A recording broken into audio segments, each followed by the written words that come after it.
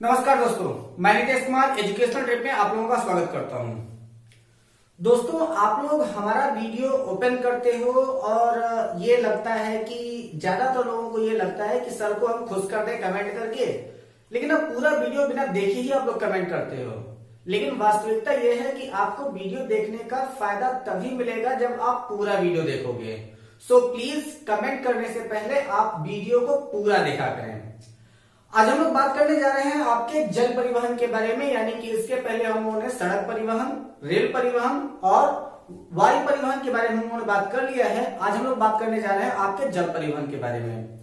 जल परिवहन की दृष्टि से भारत का विश्व में 17वां स्थान है, 17th स्थान। ठीक है, यहां पर हमारा जो जल परिवहन है इसमें से हम लोग इसको दो भागों में बांटते हैं, जिसको हम लोग कहते हैं आंतरिक जल मार्ग, और इसके बाद फिर आपके बंदरगाह की श्रेणी आती है जहां से सबसे ज्यादा व्यापार किया जाता है। तो आइए इनके बारे में कुछ महत्वपूर्ण रोचक तथ्यों के बारे में जानते हैं जो आपके प्रतियोगी परीक्षाओं में बार बार पूछे जाते हैं। तो आइए शुरू करते हैं। केंद्रीय अंतर्देशीय जलमार्ग प्राधिकरण की स्थापना 1987 में हुई है। भारत में सबसे पहले जलमार्ग का नियंत्रण करने के लिए जो संस्था बनाई गई, जिसको हम लोग कहते हैं केंद्रीय अंतर्देशीय जलमार्ग प्राधिकरण, उसकी स्थापना की गई कब? सन 1987 में। ठीक है, सन 1900 में इनका जब स्थापना हुआ तो उस समय सबसे पहले जो स्थापित किया गया था वह आपके इलाहाबाद से लेकर के हल्दिया तक का जलमार्ग था। हल्दिया कहाँ है? आपके कोलकाता में है, यानी कि वेस्ट बंगाल में। तो अब वहां पर जब उसका स्थापना किया गया तो यहाँ पर जो आपका केंद्रीय अंतर्देशीय जलमार्ग प्राधिकरण है उसका मुख्यालय ही बनाया गया। कहां पर? कोलकाता में। तो उसका मुख्यालय कहां बना? कोलकाता में बना। ठीक है, यह देश के जलमार्गों को दो भागों में बांटता है। कौन कौन से भाग बांटते हैं? तो वह है आपका, एक है आंतरिक जलमार्ग और दूसरा है आपका सामुद्रिक जलमार्ग। ठीक है, अब आंतरिक जलमार्ग के अंतर्गत कौन आता है और सामुद्रिक जलमार्ग के अंतर्गत कौन आता है, तो उनके बारे में जानते हैं। तो आंतरिक जलमार्ग, यह परिवहन नदियों, नहरों एवं झीलों के द्वारा होता है। ठीक है, जैसे कभी कभी बहुत बड़ी बड़ी झीलें होती हैं तो उसके भी माध्यम से जो परिवहन किया जाता है। जैसे कि अगर आप ध्यान दीजिएगा कि जैसे अगर आप बनारस घूमने जाओ तो बनारस में आपको जो नाव मिलती है ना, नाव में आप जाओगे तो रात में वो कहते हैं ऐसा क्या कि 50 रुपए लेंगे भैया, आपको 80 घाट से लेकर के दशाश्वमेध घाट तक की आरती दिखाएंगे और दिखा करके चले आएंगे। क्या है वो? आपका वह भी एक प्रकार का जल परिवहन ही है। ठीक है, तो अब उसके बाद क्या कहते हैं कि यह परिवहन नदियों, नहरों एवं झीलों के द्वारा होता है। इलाहाबाद से हल्दिया या फिर हल्दिया से इलाहाबाद, ठीक है, तक जलमार्ग को 22 अक्टूबर सन 1986 को प्रारंभ किया गया था। डेट इंपॉर्टेंट है, नोट कर लीजिए इसको। ठीक है, तो यही क्वेश्चन पूछा जाता है कि हल्दिया इलाहाबाद जलमार्ग कब प्रारंभ किया गया था। तो हल्दिया इलाहाबाद जलमार्ग जो है वो आपके 22 अक्टूबर 1986 को प्रारंभ किया गया और उसको कहा गया NW1, यानी कि राष्ट्रीय जलमार्ग संख्या 1 घोषित किया गया। इसको क्या कहते हैं हम लोग? राष्ट्रीय जलमार्ग संख्या 1, यानी कि इसको हम लोग कहते हैं NW1। ठीक है, इसको NW1 घोषित कर दिया गया। दूसरा है आपका सामुद्रिक जलमार्ग। तो सामुद्रिक जलमार्ग की दृष्टि से अगर हम देखें तो हमारा भारत क्या है? एक प्रकार का प्रायद्वीप है। ऊपर महान हिमालय और इसके दोनों साइड में आपका समुद्र है, नीचे आपका एक महासागर है। ठीक है, एक साइड में बंगाल की खाड़ी, दूसरे साइड में अरब सागर, नीचे आपका हिंद महासागर। तो तीन तरफ से जल से घिरा हुआ, एक साइड से आपका रेगिस्तान से घिरा हुआ और ऊपर आपके महान हिमालय से घिरा हुआ हमारा भारत एक प्रकार का प्रायद्वीप है। और इस प्रायद्वीप होने के कारण भारत के पास में वर्तमान समय में 12 बड़े बंदरगाह हैं। ठीक है, जिनके द्वारा हम लोग विदेशी व्यापार करते हैं जलमार्ग के द्वारा। तो यहां पर क्या है कि समुद्रिक जलमार्ग इस दृष्टि से भारत का संपूर्ण प्रायद्वीपीय तटीय भाग काफी महत्वपूर्ण भूमिका निभाता है। चाहे वह आपके पूर्व का बंगाल की खाड़ी का क्षेत्र हो, चाहे वो आपके पश्चिम के अरब सागर का क्षेत्र हो, इन दोनों जगहों पर आपके कई प्रकार के प्रमुख बंदरगाह जो है वो स्थित किए जा चुके हैं, या फिर कई प्रकार के प्रमुख बंदरगाह वहां पर पाए जाते हैं। ठीक है, बिल्कुल छोटी सी बात है, इसको पॉइंटेड नोट कर लेंगे आप लोग। इस देश की मुख्य भूमि की लगभग जो हमारा भारत है, उस भारत में अगर आप लोग वेस्ट बंगाल से आप चले, नीचे से होते हुए आप तमिलनाडु जाए, तमिलनाडु से आप केरल, केरल से महाराष्ट्र, महाराष्ट्र से होते हुए अगर आप गुजरात तक जाए तो वो पूरा के पूरा जो क्षेत्र है, यानी कि गुजरात, गुजरात के बाद फिर आपका महाराष्ट्र, महाराष्ट्र के बाद गोवा, गोवा के बाद कर्नाटक, कर्नाटक के बाद केरल, केरल के बाद फिर आप इधर आ जाइए तमिलनाडु, तमिलनाडु के बाद आंध्र प्रदेश, आंध्र प्रदेश के बाद उड़ीसा, उड़ीसा के ऊपर वेस्ट बंगाल। ये आपका पूरा का पूरा जो क्षेत्र है यह क्या है आपका लगभग 5600 किलोमीटर की भूमि रेखा बनाता है। और इस 5600 किलोमीटर की भूमि रेखा में 12 बड़े एवं 185 छोटे एवं मझोले बंदरगाह हैं। ठीक है, तो 12 बड़े एवं कितने 185 छोटे एवं मझोले बंदरगाह हैं। अब यहां पर एक बात सबसे ज्यादा जरूरी हो जाती है, जानने वाली ये हो जाती है कि यह जो आपके जितने बंदरगाह होते हैं वह बंदरगाह जो होते हैं वह हमारे भारतीय संविधान की समवर्ती सूची के अंतर्गत आते हैं। ठीक है, तो अब समवर्ती सूची का मतलब क्या है कि हम लोग जानते हैं कि हमारे यहाँ भारतीय संविधान के लिए 3 सूचियां हैं। कौन कौन सी? तो एक है आपकी केंद्र सूची, राज्य सूची और समवर्ती सूची। तो जो आपकी केंद्र सूची है उस केंद्र सूची पर कानून बनाने का कार्य केंद्र सरकार करती है, उसका नियंत्रण केंद्र सरकार करेगी। जो राज्य सूची है उस राज्य सूची के ऊपर कार्य करने का कार्य राज्य सरकार करती है, कानून उस पर राज्य सरकार बनाती है। और जो आपकी समवर्ती सूची होती है उसके ऊपर केंद्र और राज्य दो के दोनों कानून बना सकते हैं। तो अब यहां पर आपका क्या है कि जो आपके बड़े बंदरगाह हैं इनका नियंत्रण जो होता है वह आपका केंद्र सरकार करती है, और जो आपके छोटे और मझले बंदरगाह हैं उनका नियंत्रण आपका राज्य सरकारें करती हैं। चलिए आगे चलते हैं। देश का सबसे बड़ा बंदरगाह कौन सा है? तो वह आपका मुंबई बंदरगाह है। और अगर हम बात करें मुंबई बंदरगाह की तो यह हमारे देश का सबसे बड़ा बंदरगाह है, लेकिन फिर भी आपके अरब सागर का पूरा लोड आपका मुंबई बंदरगाह नहीं बर्दाश्त कर पाता, इसीलिए मुंबई बंदरगाह का एक सहयोगी बंदरगाह भी है। तो मुंबई बंदरगाह के सहयोगी बंदरगाह का क्या नाम है?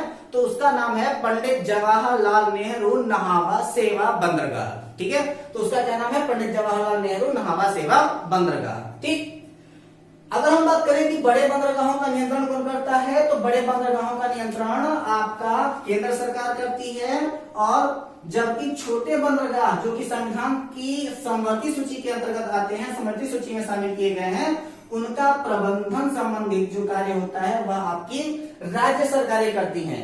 तो छोटे एवं मझोले बंदरगाह का प्रबंधन एवं नियंत्रण कौन करता है? तो वह कार्य करता है आपकी राज्य सरकारें। अब हमने आपको क्या बताया कि जो आपका मुंबई बंदरगाह है वो देश का सबसे बड़ा बंदरगाह है, अच्छी बात है, दिखने में भी लग रहा है। और इसका सहयोगी बंदरगाह कौन सा है? तो हमने क्या बताया? पंडित जवाहरलाल नेहरू नहावा सेवा है।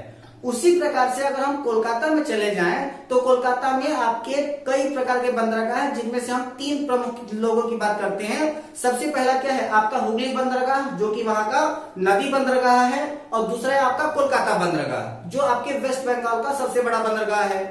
अब यहाँ पर जो आपका कोलकाता बंदरगाह है उसका सहयोगी बंदरगाह कोई है तो वह है आपका डायमंड हार्बर। तो कोलकाता बंदरगाह का सहयोगी बंदरगाह कौन सा है? तो कोलकाता बंदरगाह का सहयोगी बंदरगाह है आपका डायमंड हार्बर बंदरगाह। ठीक, चलिए आगे। देश का सर्वश्रेष्ठ प्राकृतिक बंदरगाह विशाखापत्तनम बंदरगाह है। तो सबसे अच्छा बंदरगाह हमारे भारत का कौन सा माना जाता है? तो विशाखापट्टनम बंदरगाह जो है हमारे भारत का सबसे अच्छा बंदरगाह माना जाता है। यह सर्वश्रेष्ठ बंदरगाह है, प्राकृतिक बंदरगाह है, और यह सबसे गहरा बंदरगाह भी है। तो यह प्रश्न अगर पूछा जाए कि हमारे देश का सबसे गहरा बंदरगाह कौन सा है, तो सबसे गहरा बंदरगाह है आपका विशाखापट्टनम बंदरगाह। ठीक है, अब बात करते हैं आपके गुजरात स्थित कांडला बंदरगाह की। ठीक है, तो जो आपके गुजरात में स्थित कांडला बंदरगाह है वह एक प्रकार का ज्वारीय बंदरगाह है, और एक्चुअली अब ये आपका कांडला बंदरगाह का नाम कांडला बंदरगाह नहीं है। ठीक है, कांडला बंदरगाह का नाम बदल गया है, और कांडला बंदरगाह का नाम अब बदल करके पंडित दीनदयाल उपाध्याय बंदरगाह रख दिया गया है। तो कांडला बंदरगाह का नाम बदल करके क्या हो गया? तो वो हो गया आपका पंडित दीनदयाल उपाध्याय बंदरगाह। और उसी प्रकार से जो आपका बनारस है, तो बनारस में एक रेलवे स्टेशन है जिसको हम लोग कहते थे मुगल सराय रेलवे स्टेशन। अब उस मुगल सराय रेलवे स्टेशन का भी नाम आपका क्या बदल दिया गया? दीनदयाल उपाध्याय। अब उसको डीडीयू जंक्शन बोलते हैं ना, तो वो आपका क्या हो गया? आपका दीनदयाल उपाध्याय रेलवे स्टेशन हो गया है। उसी प्रकार से आपका जो कांडला बंदरगाह था इसका नाम बदल करके पंडित दीनदयाल उपाध्याय बंदरगाह रख दिया गया है।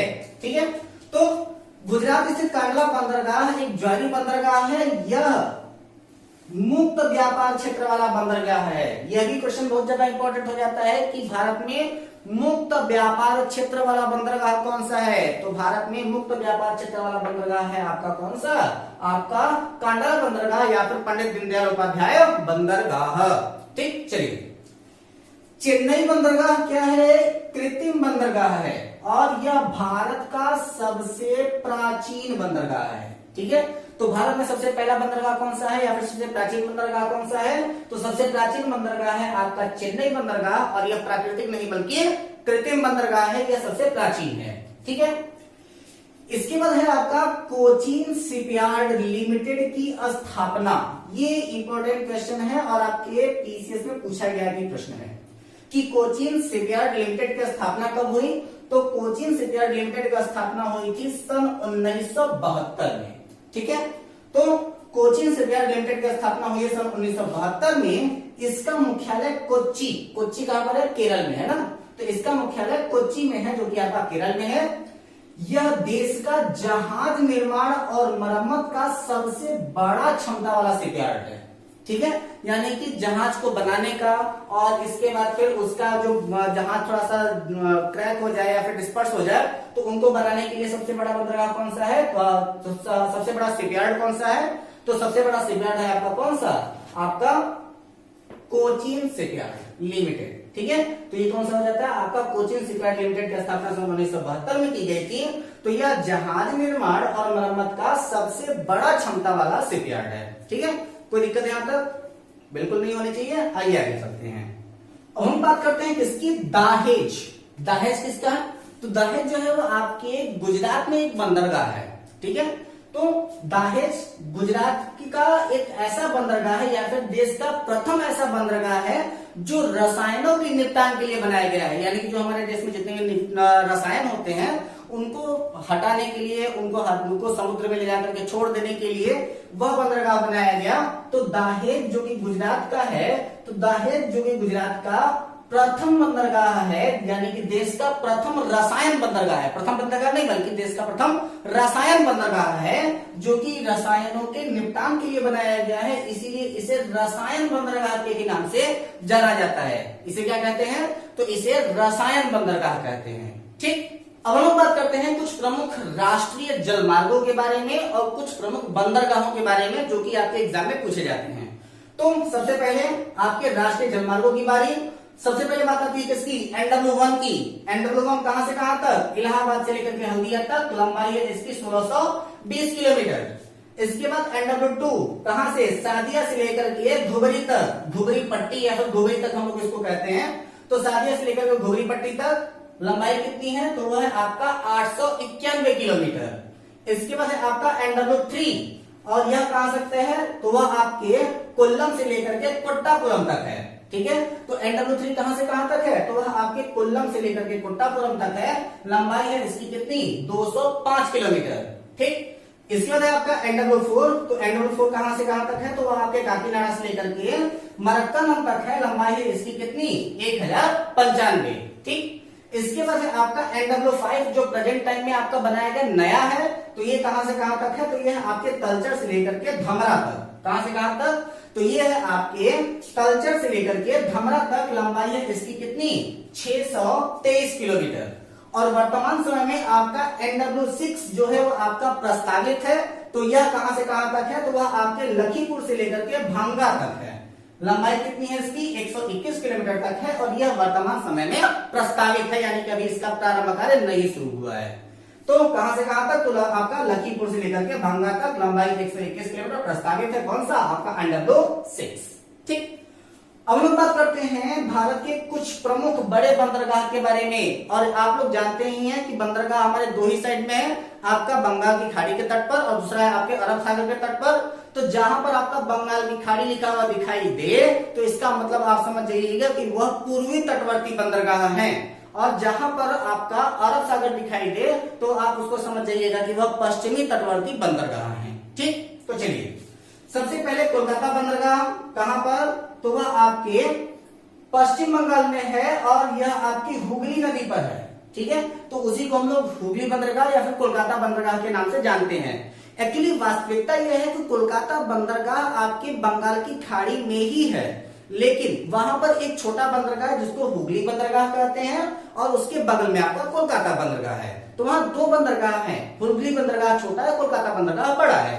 ठीक, तो कोलकाता बंदरगाह पश्चिम बंगाल में हुगली नदी पर, मुंबई बंदरगाह महाराष्ट्र में अरब सागर पर, इसके बाद है आपका चेन्नई बंदरगाह तमिलनाडु में बंगाल की खाड़ी पर, इसके बाद फिर कोच्चि बंदरगाह केरल में अरब सागर पर, विशाखापट्टनम बंदरगाह आंध्र प्रदेश में बंगाल की खाड़ी पर, इसके बाद पारादीप बंदरगाह ये कहां पर है, उड़ीसा में, और ये कहां पर है, तो ये आपका पारादीप बंदरगाह जो है एक प्रकार का लैगून बंदरगाह भी कहा जाता है इसे।